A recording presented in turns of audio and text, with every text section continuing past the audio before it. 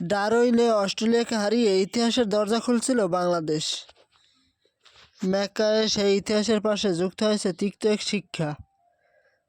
2 টেস্টে ভিন্ন অভিজ্ঞতার পর বাংলাদেশ অধিনায়ক নাজমুল হোসেন শান্তের উপলব্ধি, অস্ট্রেলিয়ার মতো কঠিন কন্ডিশনে সাফল্য পেতে হলে 23 বছরের পর নয়, নিয়মিত খেলতে হবে। তার চাওয়া, ভবিষ্যতে অস্ট্রেলিয়ার মাটিতে খেলতে যেন আর এত দীর্ঘ অপেক্ষা করতে না হয়। ডারউইনে 9 উইকেটের ঐতিহাসিক জয় পেয়েছে বাংলাদেশ।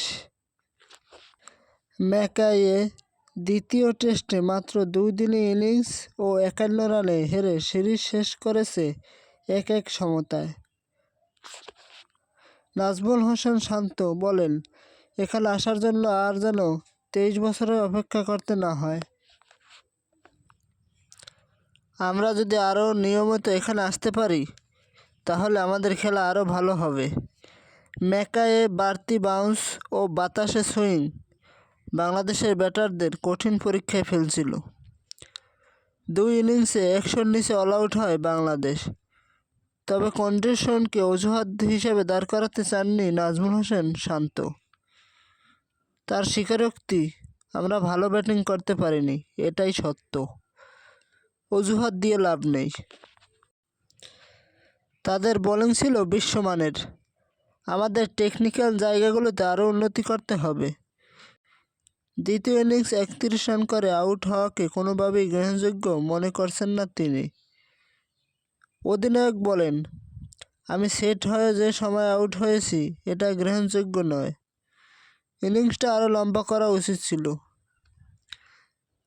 ম্যাকাইয়ের হার নিয়ে হতাশা থাকলেও ডারউইনের জয়কে কোনোভাবেই ছোট করে দেখছেন না নাজমুল হোসেন শান্ত। বরং অস্ট্রেলিয়ার মাটিতে প্রথম জয়কে বাংলাদেশ টেস্ট ক্রিকেটে বড় অর্জন হিসেবে দেখছেন তিনি। তার ভাষায়, আপনারা কি ভুলে গেছেন প্রথম টেস্ট? আমি তো ভুলিনি, দেশের মানুষও ভুলেনি। অনেক বড় অর্জন। এই সফরে আরেকটি প্রাপ্তি, টেস্ট র্যাঙ্কিংয়ে বাংলাদেশ ইতিহাস সেরা অবস্থানে উঠে এসেছে।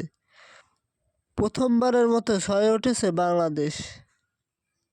খবরটি শুনে নাজমুল এটিকে অনেক বড় অর্জন হিসাবে উল্লেখ করেছে। সামনে দক্ষিণ আফ্রিকা সফর। অস্ট্রেলিয়া ও নিউজিল্যান্ডের মাটিতে জয়কে ভিত্তি করে আরও বড় স্বপ্ন দেখছেন নাজমুল। তবে তার সেই স্বপ্ন এখানেই প্রকাশ করতে চান না। শুধু জানালেন, টেস্ট দল নিয়ে তার অনেক বড় স্বপ্ন আছে, যা পূরণ করতে পারলেই তবেই সেটি প্রকাশ করবেন।